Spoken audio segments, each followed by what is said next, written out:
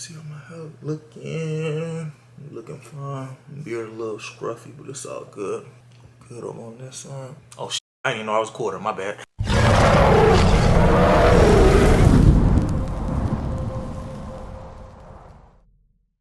What's good, YouTube? It's your boy Campbell, and we're back with another video. Now, first and foremost, if you're first time on my channel, I ask you to do me a quick favor. Please hit that subscribe button as well as turn on that notification bell where you notified anytime that I drop some content. And while you're at it, please leave a like down below. Helps the algorithm, helps my channel continue to grow, and it pushes my content out for the more and more people. If this isn't your first time on my channel, I just want to say welcome back to the trenches. It's your boy Meech reported live, and I got some great content for y'all today. Moving out at a young age for me was extremely hard. Now the title is a little bit cap. Technically, I did move out at 18, like I did move out at a super young age, but I kind of had to because your boy was locked up. You feel me? So I had to go through that time. I had to go sit down for a little bit. But nonetheless, I did move out. After serving my time, I ended up moving to California, and I started my life after that. Since I was legit, like I had moved out at a young age, and I hadn't come back ever since. So technically, your boy did move out at an extremely young age. I had to do a little bit, and then I came home, but I didn't actually go home, and I lived my adult life ever since then. But nonetheless, moving out at a young age, moving out at 18, you can learn a lot about life and even more about yourself. And today we're gonna just discuss some of these things, especially for the young people. You don't necessarily have to be 18. There's people watching this video who may be in their 20s, even 30s, possibly still living at home, and they're considering making a huge move, moving away from home. Today we're just gonna discuss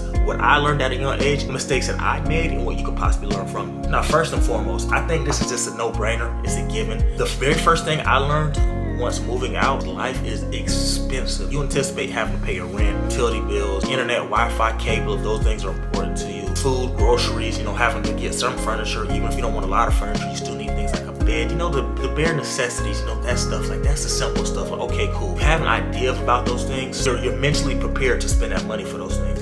Things I didn't anticipate having to buy is things like toilet paper. Toilet paper is expensive, man. Dish detergent, laundry detergent, dryer sheets, like the little things that you didn't think about. Cleaning accessories, cleaning supplies. I don't know about y'all, but like in the trenches, man, the brokest people who might look dirty, their houses be put together. Might only got a 200 square feet of little apartment, but that little 200 square feet be clean. And so my mama, I've always had like cleaning accessories, cleaning supplies. We always had toilet paper, like the bare necessities. We've always had those things. And so you kind of take it for granted. You don't realize that, damn, like napkins, like condiments, like the little things, they all cost so much money. And when you're doing everything on your own, you're paying all your bills, you're financially responsible for yourself, it puts a huge strain on your pockets. So that's the first thing I learned, is life is extremely expensive. But I also learned at that point what I could or couldn't live without. That's why I tell y'all in my other videos, the reason why I don't buy clothes and shoes and things of that nature anymore is because I've learned to go without for so long. Because being on my own, you're either gonna pay rent or make sure you eat, or you're gonna buy these clothes and shoes. You tell me what's more important. But for me, it was more important to make sure I had my things together financially, so I just didn't purchase those types of things. Nonetheless, being financially responsible did not help me. I still ended up being homeless, but that's a whole nother story for a whole nother day. Another thing that was important to me was when I first moved out, I moved from Florida to California, so I wasn't out there living on my own. I had roommates and stuff. I was in college, but what I learned is you never truly know a person until you live with them. This might not even be just the people moving out like at 18 or a young age, finally going out to live on their own. It might be somebody considering living with their significant other or their partner. I'm telling you, if you've never lived with a person 24/7, you truly can't say you know a person until you live with them. Because I'm telling you, man, it is a different ball game when you live with people, and you notice everything because they can't hide nothing from you. It's cool in the sense of you always got somebody to talk to, like, you always got that company where you're never technically alone, but it's in terms of if this person is messy, they might do things different than you do, so y'all operate two totally different ways, which could cause y'all to bump heads. And also just having to be respectful and cognizant of different boundaries and things that they do and what you do, and finding a way to make it work. So that's what I also learned, is that living with people is a totally different ball game. And that's why me personally, I don't do roommates and none of that stuff. Like, I am good, so like, you know what I'm saying? Like, I'm good. If it ain't SJ, I ain't live with nobody else. I'm my Coco baby. My Coco baby coming with daddy no matter where he go. I had to learn that I'm responsible for my life and my livelihood, and nobody else is. When you live with other people, you live with your parents or amongst people who love and care about you and they make sure you're taken care of, you kind of lose that sense of having to fight for yourself and fend for yourself. Kind of become codependent upon that person because these people always make sure that you do have. If you're on your own, you start to realize that, man, I'm responsible for my livelihood. So if I don't eat, if I have to go without, if I have to miss out on certain things, then I'm solely responsible for that, and it's solely up to me. What you also have to understand about this is there is nothing wrong with asking for help. And it took me a long time to actually grasp this concept and become comfortable asking for help. Because just because you're solely responsible for your livelihood, when people see you are doing well or you're trying to do the right things in your life, you'll be surprised at how many people will come out the woodworks willing to help you. Have to ask because they can't read your mind, and I had to learn that at a young age. So if you are struggling and you're trying to move out and live on your own, it is nothing wrong with asking for help for somebody who you love or somebody who you trust. Trust me, it is nothing wrong with asking for help when you need it. We all need help at one point in time in our life. Throw that pride to the side, throw that ego out the door, and get help if you need it. Out here on your own, you making it work, it's okay to ask for a little bit of help. You know what I'm saying? It doesn't make you any less than a man or a woman or a cat, a dog, circle, squirrel, whatever you want to identify as. It doesn't make you any less than that. It simply means that you're a person trying to get it in and trying to grind and get it for yourself. But you need a little help along the way. That's it. Huge important thing I learned, especially being a man. People make a home, not things. So you know how it is when you're growing up in your family home. You got decorations, you got posters, paintings on the wall. It's like a whole setup.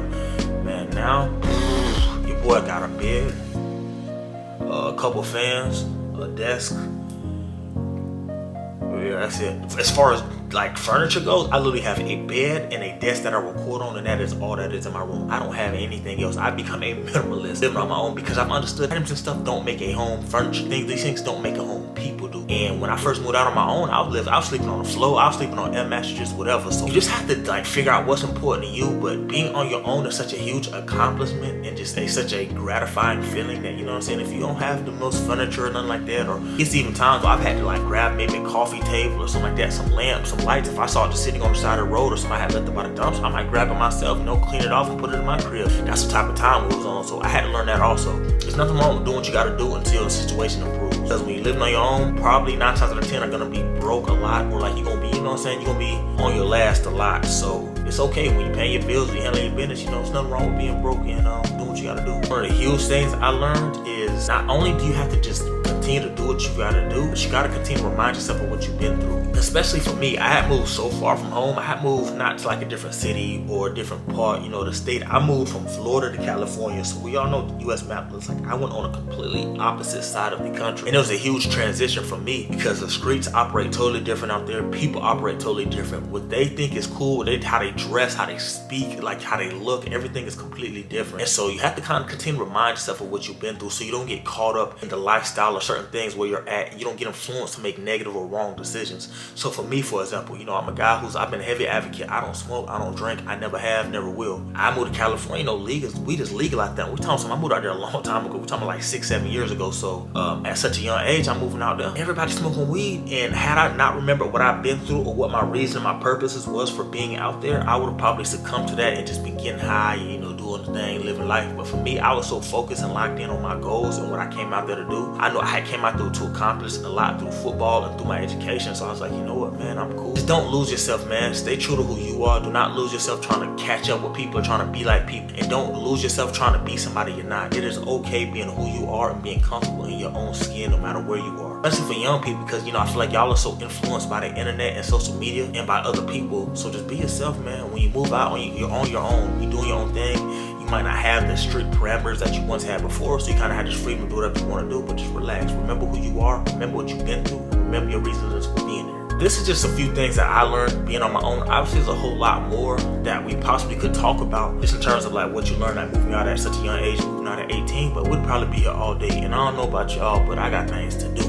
I ain't finna sit around here, keep making videos for y'all, especially because, man, majority of y'all who watch my videos, y'all don't even subscribe to the channel. Y'all are watch my videos, get all this free game, and don't even come back and your boy, man. Come on now, that's flawed. Y'all mid for that, I ain't gonna lie. You found this video entertaining, educational, you liked it in any way, shape, or form, do me a favor. If you haven't already, hit that subscribe button as well. Turn on that notification bell, that way notified anytime that I drop some content. While you at it, please leave a like down below. It helps the algorithm, helps my channel continue to grow, and it pushes my content out in front of more and more people. That being said, man, I just want to say thank y'all. I appreciate y'all for continuing to come check out my channel. If y'all can see, man, we are very, very close to hitting another milestone, hitting 1,300 subscribers. So please keep tapping in with your boy Meech, man. I appreciate y'all. I love those who love me, and I'm gonna catch y'all